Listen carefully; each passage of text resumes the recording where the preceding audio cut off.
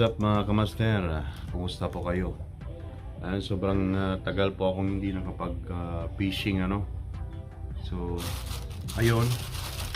Tagba na naman. Tapos maraming mga tilapia na naanod sa sapa.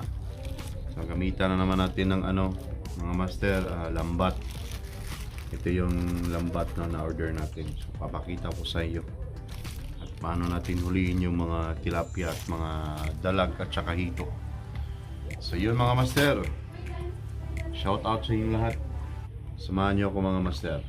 Peace. So yun mga master, binabad na natin sa mainit na tubig para maging manuot at matibay yung ating lambat, para hindi po siya madaling maputol, kasi hindi natin alam, kasi sa sobrang tagal ng deliver or na-stock sa bodega, nagiging marupok na siya. So yun lang pong kailangan gawin, no? Kung makabili po kayo nito, mura lang po ito sa sa shop, TikTok shop, mga almost 195 lang po. Pero nasa 120 lang po talaga kasi may shipping pa. So ayun mga kamaster, pakita natin mamaya at hulihin natin yung mga tilapia, no? Kasi hindi na po madala sa bait in weight. So yung gamit natin mga master, ayan po, ultralight casting. Tapos gamit din tayo ng bait in weight, no, natusok lang sa lupa at tapos sayaan na may linya, may hook na po yan. So ayun mga master, salamat po at abangan nyo po mamaya, no. At pasensya na po kayo kasi matagal na rin akong hindi nakapag-vlog. So ngayon i-vlog na natin yung paghuli ng tilapia gamit itong lambat na pinakamura. 25 meters po siya, tapos 3 layers na po. Ayun mga master, ayos. So mamaya mga master, samahan nyo ako. So yun mga master, samahan nyo ako. So ito yung lambat, no. Balde lang at saka dala natin lambat. Pupunta na po tayo sa sapa. Samahan nyo ako mga master.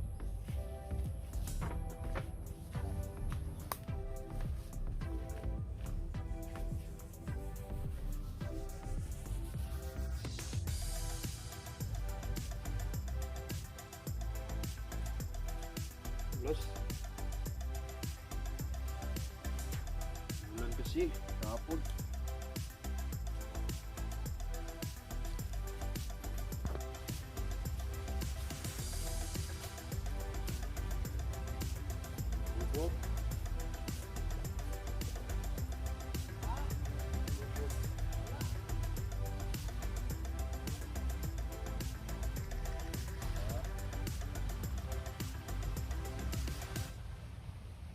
Lagi yung ba?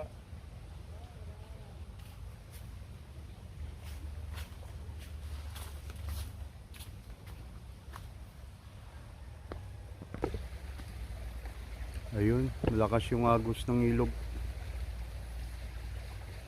Tapos baha pa, oh. Tingnan mo yun.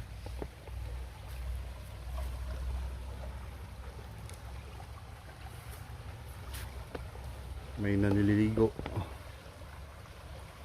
Sinong Tiyoy. Magawa po siya ng balon para dyan po maligo, para masala po yung dumi. Ayan, para mag-filtered yung para malinaw yung tubig. So hanggang doon po, malawak po yan.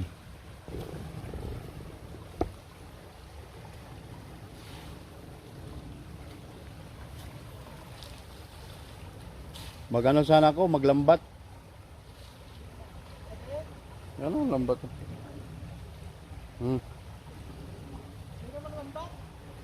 Kaso maagos, lubog. Oo.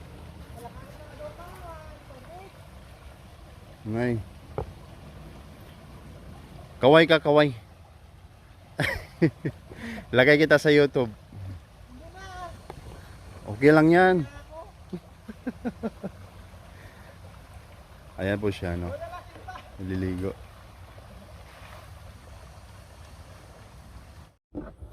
So galing po tayo doon Sa kabilang sapa, punta naman tayo sa sa kabila pihak. Yan, 'di ba? Gubat na gubat po dito.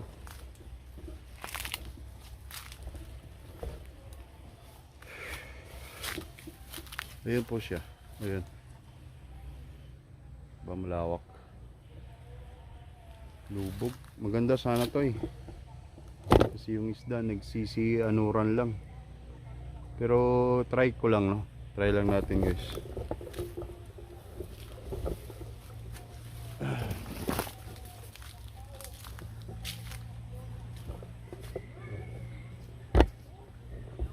Ayan, may namimingwit pa oh.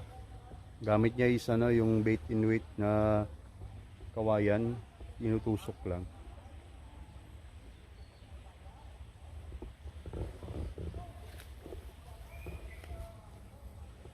Kuwaret?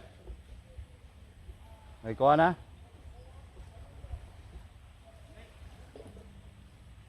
Wala pa.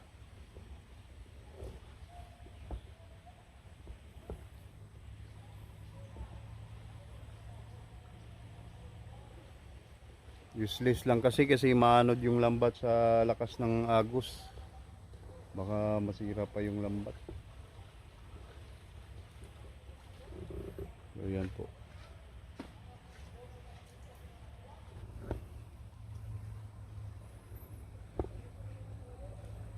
Kawayan gamit niya.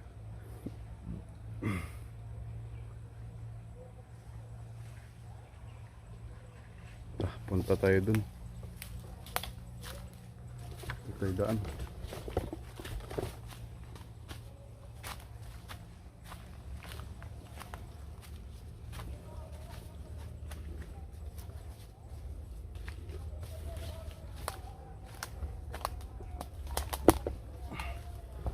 May mga tanim na gulay dito, mga pichay. Ayan po, mga gulay po yan. Doon yung bahay sa ibabaw. Malapit lang po yung sapa. Tsaka yung talbos ng kamote. Ayan.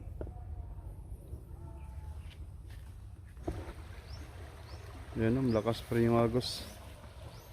Yung mga aso. Ayan po.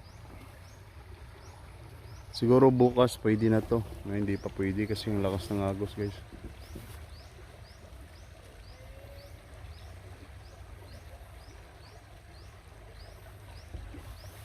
Oh, baba tayo.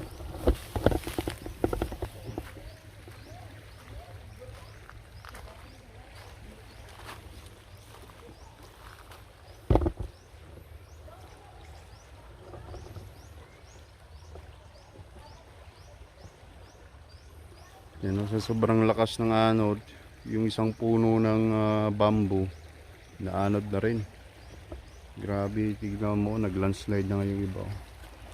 Yung mga lupa sa gilid-gilid ba.